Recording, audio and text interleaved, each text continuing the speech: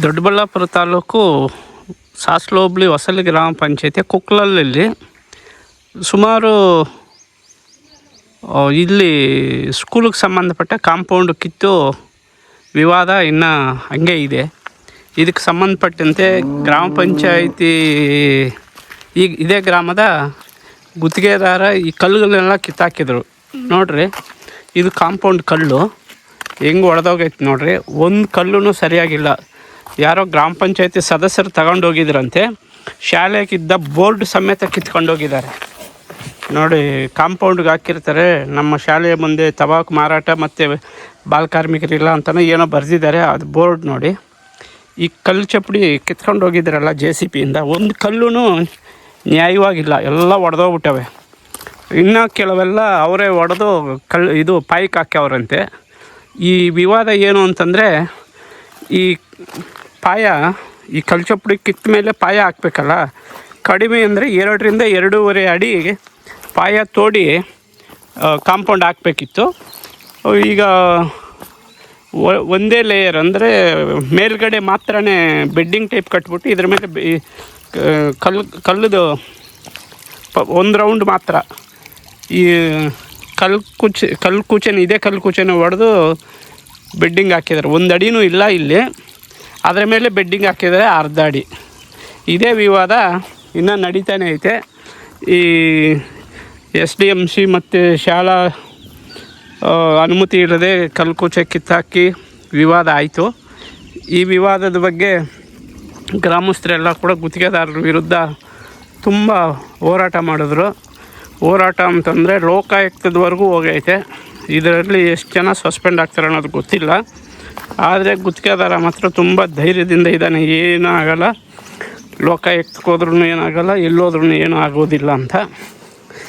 ಈ ಗುತ್ತಿಗೆದಾರದ ಮಾಡಿದ ಕೆಲಸದಿಂದ ಪಾಪ ಎಲ್ಲರಿಗೂ ತೊಂದರೆ ಆಗಿದೆ.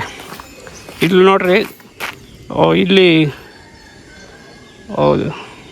ರಸ್ತೆ ಕಾಂಕ್ರೀಟ್ ರಸ್ತೆ ಮೇಲೇ ಈ ಬೆಡ್ಡಿಂಗ್ ಹಾಕಿ ಬೆಡ್ಡಿಂಗ್ ಮೇಲೆ ಕಟ್ಟಬೇಕಂತ ಮಾಡಿದಾಗನೇ ಇದು ಸ್ವಲ್ಪ ವಿವಾದವಾಗಿದ್ದು. ಈಗ ಸುಮಾರು 10 ದಿನ ಆಯಿತು. 10 ದಿನದಿಂದ ಯಾರೂ ಕೂಡ ಇತ್ತ ಪಂಚಾಯಿತಿನವರಾಗಲಿ ಅತ್ತ ಶಿಕ್ಷಣ ಇಲಾಖೆನವರಾಗಲಿ ಇದರ ಮೇಲೆ ಕ್ರಮ ಜರುಗಿಸೋಕೆ ಯಾರೂ ಮುಂದಕ್ಕೆ ಬರ್ತಾಯಿಲ್ಲ. ಶಿಕ್ಷಣ ಇಲಾಖೆ ಅಧಿಕಾರಿಗಳು ಬಂದು ಭೇಟಿಯಾಗಿ ನಮ್ಮ ಕಲ್ಲು ನಮಗೆ ವಾಪಸ್ ಕೊಡಿ ಅಂತ ಹೇಳಿದಾರಂತೆ. ಅದಕ್ಕೋಸ್ಕರನೇ ಅವನು ವಾಪಸ್ ತಂದು ಕೊಡ್ತಾನಂತೆ. ಅಂದರೆ ಇಲ್ಲಿ ಮೊದಲನೇದಾಗಿ ಶಾಲೆಗೆ ಮತ್ತು BO ಗಮನಕ್ಕೆ ಬರ್ದಂಗೆ ಕಲ್ಲು ಕೂಚೆಯನ್ನು ಕಿತ್ತಾಕಿದ್ದೇ ದೊಡ್ಡ ತಪ್ಪು. ಅದರ ಮೇಲೂ ಏನು ಕೇಸು ಪಾಸು ಏನೂ ಇಲ್ಲ. ಇದು ಸ್ವಲ್ಪ ವಿವಾದ ಆದ ನಂತರ ಶಿಕ್ಷಣ ಇಲಾಖೆ ಪೊಲೀಸ್ನವ್ರಿಗೂ ಕೂಡ ಕಂಪ್ಲೇಂಟ್ ಕೊಟ್ಟಿದೆ. ಪೊಲೀಸ್ನವ್ರು ಏನು ಕ್ರಮ ಜರುಗಿಸ್ತಾರೆ, ಏನು ಕ್ರಮ ಜರುಗಿಸ್ಬೇಕು ಅನ್ನೋದು ಬಿಟ್ಟು ಈ ಗ್ರಾಮಸ್ಥರು ಹಿಡ್ಕೊಟ್ಟಿದ್ದಾರಲ್ಲ ಕಲ್ಕುಚೆಯನ್ನು, ಅದನ್ನು ಕೂಡ ಬಿಡಿಸಿ ಕಳಿಸ್ಬಿಟ್ಟಿದ್ದಾರೆ. ಆ ಕಲ್ಲೇ ಇಲ್ಲಿ ತಂದು ಇಷ್ಟೊತ್ತು ತೋರಿಸಿದ ಕಲ್ಲು ಟ್ರ್ಯಾಕ್ಟರ್ ಮುಖಾಂತರ ತಂದು ಅಲ್ಲಿ ಹಾಕಿರ್ತಕ್ಕಂಥದ್ದು. ಈಗ 5.5 ಲಕ್ಷ ಬೆಲೆ ಬಾಳುವ ಈ ಕಾಮಗಾರಿಯನ್ನು ಗಮನದಲ್ಲಿಟ್ಕೊಂಡು ಗುತ್ತಿಗೆದಾರ ಸುಮಾರು ಒಂದು 2 ಲಕ್ಷ ಮೇಲ್ಪಟ್ಟು 90 ಕಲ್ಲು ಚಪ್ಪಡಿ JCBಯಿಂದ ಕಿತ್ತು ಬಿಸಾಕಿರ್ತಾನೆ. ಅವು ಕಲ್ಲು ಕೂಚೆ ಕಿತ್ತಾಕಿದ್ಮೇಲೆ ಅವು ಹರಾಜು ಹಾಕಿ ಅವ್ರ ಪ್ರೊಸೀಜರ್ ಏನಿದೋ ಅದು ಶಿಕ್ಷಣ ಇಲಾಖೆ ಮಾಡ್ಕೊತೈತೆ. ಆದರೆ ಗುತ್ತಿಗೆದಾರ ಸದಸ್ಯರ ಮನೆಗೆ ತಗೊಂಡೋಗಿ ಬಿಟ್ಟು ಬಂದವರಂತೆ. ಅದು ಸದಸ್ಯರೇ ತಗೊಂಡೋದ್ರು, ಗುತ್ತಿಗೆದಾರನು ತಗೊಂಡೋಗಪ್ಪ ನಾನು ಇರ್ತೀನಿ, ಎಲ್ಲ ನಮ್ಮದು ಇದೈತೆ, ನನ್ನದೇ ಅಧಿಕಾರ ಐತೆ, ನನ್ನ ಕೈಯಲ್ಲಿ ನನ್ನ ಜೋಬ್ನಲ್ಲಿ ತಾಲೂಕು ಪಂಚಾಯತಿ ನರೇಗಾ ಇಂಜಿನಿಯರ್ಗಳು, ಪಂಚಾಯತಿ ಅಧಿಕಾರಿಗಳು, ಪಂಚಾಯತಿ ಅಧ್ಯಕ್ಷರೆಲ್ಲ ನನ್ನ ಜೋಬಿನಾಗಿದ್ದಾರೆ ಅಂಥೇಳಿ ಧೈರ್ಯ ತುಂಬಿಸಿ ಕಳಿಸ್ಬಿಟ್ಟಿದ್ದಾರೆ. ಅದು ಇದು ಅವ್ರ ಮನೆ ಮುಂದೆ ಇದ್ದಾಗ ಎಲ್ಲ ಫೋಟೋಸ್ ಹೊಡ್ಕೊಂಡಿದ್ದಾರೆ, ವೀಡಿಯೋ ಮಾಡ್ಕೊಂಡಿದ್ದಾರೆ ಗ್ರಾಮಸ್ಥರು. ಈಗ ಮೊನ್ನೆ ಹಿಡ್ಕೊಟ್ರಲ್ಲ 1 ವಾರದಿಂದ ಮತ್ತೆ ಪೊಲೀಸ್ನವ್ರ ಮುಖಾಂತರ ಈ ಕಲ್ಲು ಚಪ್ಪಡಿ ವಾಪಸ್ಸು ಕಳಿಸಿದ್ದಾರೆ. ಅಂದರೆ ಕದ್ಕೊಂಡೋಗಿರೋ ಮಾಲನ್ನು ಪೊಲೀಸ್ನವ್ರಿಗೆ ಹಿಡ್ಕೊಟ್ರು ಕೂಡ ಪೊಲೀಸ್ನವರು ಟ್ಯಾಕ್ಟ್ರ್ ಮೇಲೆ ಆಗಲಿ ಕದ್ಕೊಂಡು ಹೋಗ್ತಾ ಇರ್ತಕ್ಕಂಥ ವ್ಯಕ್ತಿ ಮೇಲೆ ಆಗಲಿ ದೂರು ದಾಖಲಿಸ್ಕೊಂಡಿಲ್ಲ. ಕನಿಷ್ಠ ಪೊಲೀಸ್ನವರು NCR ಹಾಕಿ ವಿಚಾರಣೆ ನಡೆಸಿ ಆಮೇಲೆ ಏನೋ ಒಂದು ಮಾಡ್ಬೋದಿತ್ತು, ಅದನ್ನು ಮಾಡಲಿಲ್ಲ ಅನ್ನೋದು ಒಂದು ಆರೋಪ ಪೊಲೀಸ್ನವ್ರ ಮೇಲೆ. ಈಗ ಆಲ್ರೆಡಿ ಪೊಲೀಸ್ನವರು ಹೊಸಳ್ಳಿ ಪೊಲೀಸ್ನವ್ರ ವಿರುದ್ಧ SP ಗೆ ದೂರು ಕೊಟ್ಟಿದ್ದಾರೆ. SP ಅವರು ಏನು ಮಾಡ್ತಾರೋ ನೋಡಬೇಕು. ಇಲ್ಲಿವರೆಗೂ ಇಲ್ಲಿ ನಡೆದ ಈ ಕಾಮಗಾರಿ ವಿಶೇಷತೆ. ನಾನು ಮೊನ್ನೆ ಒಂದು ವಿಡಿಯೋ ಮಾಡಿದ್ದ ಕಳಪೆ ಕಾಮಗಾರಿ ಬಗ್ಗೆನೇ. ಗುತ್ತಿಗೆದಾರ ಪಂಚಕೃಷ್ಣಪ್ಪ ಕೊಟ್ಟಿಗೆ ಮಾಚನಹಳ್ಳಿಯಪ್ಪ ಫೋನ್ ಮಾಡಿ ಕೇಳಿದೆ, ಬಾಪ ನೀನು ನಿಂದೇನೋ ವಿವರಣೆ ಇದ್ದರೆ ಹೇಳು ಬಾಪ ಅಂತ ಕರೆದೆ. ನಂದೇನಿಲ್ಲ ಸರ್ ಅಂತ ಹೋದರು.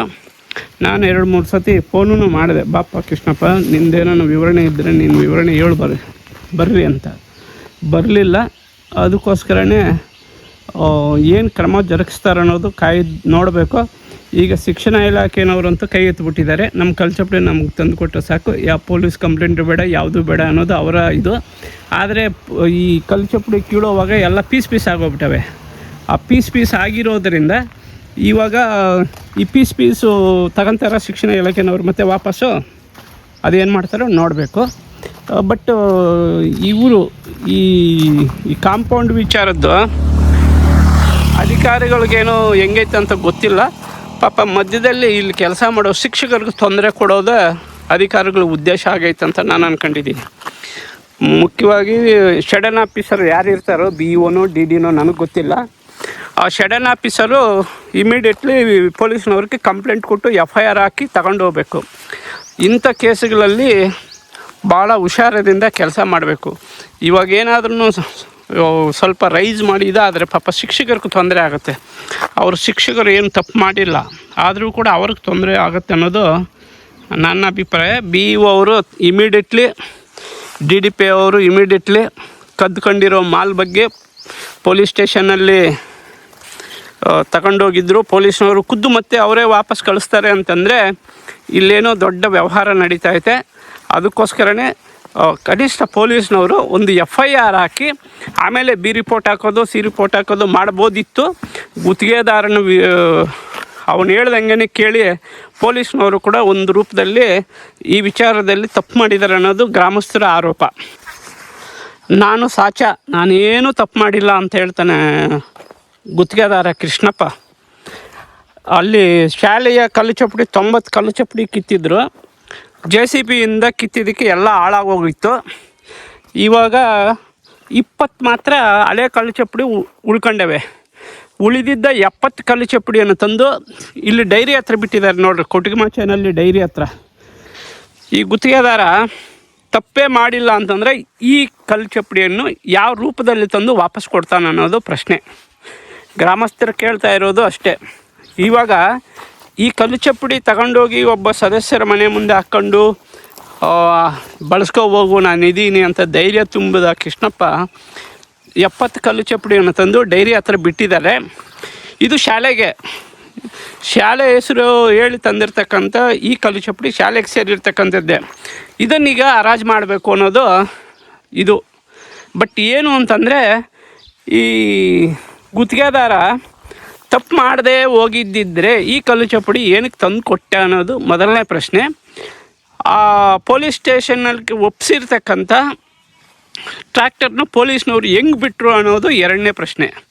ಇನ್ನು ಇದೆಲ್ಲ ಲೋಕಾಯುಕ್ತಕ್ಕೆ ಸೇರಿರೋದ್ರಿಂದ ಎಲ್ಲಿಂದ ಎಲ್ಲಿಗೆ ತಿರುಕ್ಕಂಥದ್ದು ಅಂತಂದರೆ ಶಿಕ್ಷಕರಿಗೆ ಶಿಕ್ಷಣ ಇಲಾಖೆ ಕೊನೆಗೆ ತಲೆನೋವು ಆಗೋದು. ಇವಾಗೇನು ಗುತ್ತಿಗೆದಾರ ಎಲ್ಲೋ ಒಂದು ಈ ಕೆಲಸ ಅಲ್ಲ ಇನ್ನೊಂದು ಕೆಲಸದಲ್ಲಿ ದುಡ್ಡು ಮಾಡ್ಕೋಬೋದು. ಆದರೆ ಈ ಕೊಟ್ಟಿಗೆಮಾಚೇನಲ್ಲಿ ಜನ ಮಾಡಿರ್ತಕ್ಕಂಥ ಒಳ್ಳೆ ಕೆಲಸ ಏನು ಅಂತಂದರೆ ಕಲ್ಲುಚಪ್ಪಡಿ ಕಿತ್ತಿರೋ ಕಲ್ಲುಚಪ್ಪಡಿ ಜೊತೆಗೆ ಹೊಸ ಕಲ್ಲುಚಪ್ಪಡಿ ತಂದು ಕೊಟ್ಟಿರೋದ್ರಿಂದ ಇದೇ ಕಲ್ಲುಚಪ್ಪಡಿಯನ್ನು ಮತ್ತೆ ಕಾಂಪೌಂಡಾಗಿ ಮಾಡಬೇಕು ಅನ್ನೋದು ಮೂರನೇ ಒತ್ತಾಯ. ಯಾಕೆ ಕಲ್ಲುಚಪ್ಪಡಿ ಹರಾಜು ಮಾಡ್ಕೊಂಡಿದ್ದಿದ್ರೆ ಶಿಕ್ಷಣ ಇಲಾಖೆಗೆ ಒಂದು 2 ಲಕ್ಷ ರೂಪಾಯಿ ಅಮೌಂಟ್ ಬರೋದು. ಅದು ಹೆಂಗೋ ಪಾಪ ಏನೋ ಒಂದು ಇದಕ್ಕೆ ಬಳಸ್ಕೊಳೋರು ಶಿಕ್ಷಣ ಇಲಾಖೆನವರು, ಶಿಕ್ಷಕರು ಮತ್ತು ಮಕ್ಕಳಿಗೆ ಯಾವುದನ್ನು. ಇವಾಗ ಕಲ್ಲುಚಪ್ಪಡಿ ಕಿತ್ತು ಹೊಸ ಕಲ್ಲುಚಪ್ಪಡಿನ ಈ ಹೊಸ ಕಲ್ಲುಚಪ್ಪಡಿಯನ್ನು ಹರಾಜು ಮಾಡಬೇಕು ಅನ್ನೋದು. ಈ ಹೊಸ ಕಲ್ಲುಚಪ್ಪಡಿ ಹೆಂಗಿರುತ್ತೆ ಅಂತಂದರೆ ನನಗೆ ಗೊತ್ತಿರೋ ಮಟ್ಟಕ್ಕೆ ಬೇರೆ ಅವರು ತಾವಿರ್ತಕ್ಕಂಥ ಕಲ್ಲುಚಪ್ಪಡಿನ ತಂದು ಅದೇ ರೇಟ್ಗೆ ಮತ್ತೆ ವಾಪಸ್ ಹೋಗಬೇಕು ಅನ್ನೋದು ಒಂದು ಒಪ್ಪಂದದ ಪ್ರಕಾರ ಇಲ್ಲಿ ತಂದು ಹಾಕಿರೋದು. ಈಗ ಶಿಕ್ಷಣ ಇಲಾಖೆಯವರು ಹರಾಜು ಮಾಡಬೇಕಾದ್ರೆ ಮತ್ತೆ SDMC ರೆಗ್ಯುಲೇಷನ್ ಪಾಸ್ ಮಾಡಬೇಕು. SDMC ರೆಗ್ಯುಲೇಷನ್ ಪಾಸ್ ಆದ ನಂತರ ಬಿ ಒಗೆ ಹೋಗ್ಬೇಕು, ಬಿ ಒಯಿಂದ ಆದೇಶ ಬರುತ್ತೆ ಹರಾಜು ಮಾಡ್ಕೊಳ್ರಿ ಅಂತ. ಆವಾಗ ಒಳಗಡೆಯಲ್ಲಿ ಇನ್ನು ಹರಾಜು ಮಾಡೋಕ್ಕೆ ಗ್ರಾಮಸ್ಥರಿಗೆ ಈ ಕಲ್ಚುಪಡಿ ಯಾವುದಕ್ಕೂ ಉಪಯೋಗ ಇಲ್ಲ. ಈಗ ಹೆಂಗೆ ತಂದು ವಾಪಸ್ಸು ಇಲ್ಲ ಕೊಟ್ಟಿದ್ದಾರೋ ಅದೇ ವ್ಯಕ್ತಿನೇ ಮತ್ತೆ ವಾಪಸ್ ತಗೊಂಡು ಹೋಗೋಕ್ಕೆ ಅವಕಾಶ ಇದೆ ಅನ್ನೋದು ಒಂದು ಆರೋಪ ಕೂಡ ಕೇಳಿ ಬಂದಿದೆ. ಅಂದರೆ ಕದ್ದಿರೋ ಮಾಲ್ ಜೊತೆಗೆ ಈ ಮಾಲ್ ತಂದು ಕೊಟ್ಟಿರ್ತಕ್ಕಂಥದ್ದು ನೋಡಿರಿ. ಈಗ ಎಲ್ಲರೂ ಇದೇನ ಕಳ್ಳರಿಗೆ ಗೊತ್ತಾದರೆ, ಸ್ವಾಮಿ ನಾನು ಕಳ್ತನ ಮಾಡಿದ್ದೀನಿ, ಆ ಐಟಮ್ ತಂದು ಕೊಟ್ಬಿಡ್ತೀನಿ, ನನ್ನ ಮೇಲೆ ಕೇಸೇ ಬೇಡ ಅಂತಂದರೆ ಈಗ ಬಿಟ್ಬಿಡ್ಬೇಕಾಗತ್ತೆ. ಅಂಥ ರಗಳೆ ಆಗ್ತಾ ಇರ್ತಕ್ಕಂಥ ಇದು ಸರ್ಕಾರಿ ಸೊತ್ತನ್ನು ಕದಿಯೋಕ್ಕೆ ಯಾರಿಂದ ಸಾಧ್ಯವೇ ಇಲ್ಲ. ಆದರೆ ಇಲ್ಲಿ ಸರ್ಕಾರಿ ಕಾಂಪೌಂಡನ್ನು ಕಿತ್ತು ಅದೇ ಕಲ್ಲನ್ನು ಕದ್ಕೊಂಡೋಗಿ ದೊಡ್ಡ ರಗಳೆಯಾಗಿ ಸಾಸ್ಲ ಹೋಬಳಿ ಮಟ್ಟದಲ್ಲಿ ದೊಡ್ಡ ಚರ್ಚೆ ಆಗ್ತೈತೆ. ಶಿಕ್ಷಣ ಇಲಾಖೆನವರು ಯಾವ ಕ್ರಮ ಜರುಗಿಸ್ತಾರೆ ಅನ್ನೋದು ನೋಡಬೇಕು. ಮತ್ತು ಪೊಲೀಸ್ನವರು FIR ಆಗದೇ ಇರೋದ್ರಿಂದ ಕೇಸ್ ಲೋಕಾಯುಕ್ತಕ್ಕೆ ಹೋಗಿರೋದ್ರೆ ಅವ್ರಿಗೂ ಕೂಡ ಸ್ವಲ್ಪ ಬಿಸಿ ತಡ್ತತೆ. ಇವಾಗ ಈ ಕಲ್ಚಪ್ಪಡಿ ಶಾಲೆ ಕಾಂಪೌಂಡು ಮತ್ತೊಂದು ಮಗದೊಂದು ವಿಚಾರದ್ದು ಎಲ್ಲ ದೂರುಗಳೋಗಿ ಲೋಕಾಯುಕ್ತವರೆಗೂ ಹೋಗಿರೋದ್ರಿಂದ ಈ ಕೊಟ್ಟಿಗೆಮಾಚೇನಹಳ್ಳಿ ಸರ್ಕಾರಿ ಕಿರಿಯ ಪ್ರಾಥಮಿಕ ಶಾಲೆಯ ಕಾಂಪೌಂಡ್ ವಾಲ್ ವಿಚಾರ ಮತ್ತು ಗುತ್ತಿಗೆದಾರರ ಪಂಚೆ ಕೃಷ್ಣಪ್ಪನ ವಿಚಾರ ಇನ್ನೂ ಎಲ್ಲಿವರೆಗೂ ಹೋಗುತ್ತೆ ಅನ್ನೋದು ಗೊತ್ತಾಗಲ್ಲ. 4ನೇ ತಾರೀಕು ಗ್ರಾಮ ಪಂಚಾಯತಿ ಅಧ್ಯಕ್ಷರ ಅವಧಿ ಮುಗಿದ ಮೇಲೆ ಇದು ಹೊಸ ತಿರುವಾಗುವ ಅವಕಾಶ ಕಾಣಿಸ್ತಾ ಐತೆ ಅಂಥೇಳಿ ಚರ್ಚೆ ಮಾಡ್ತಾಯಿದ್ದಾರೆ. ನೋಡೋಣ.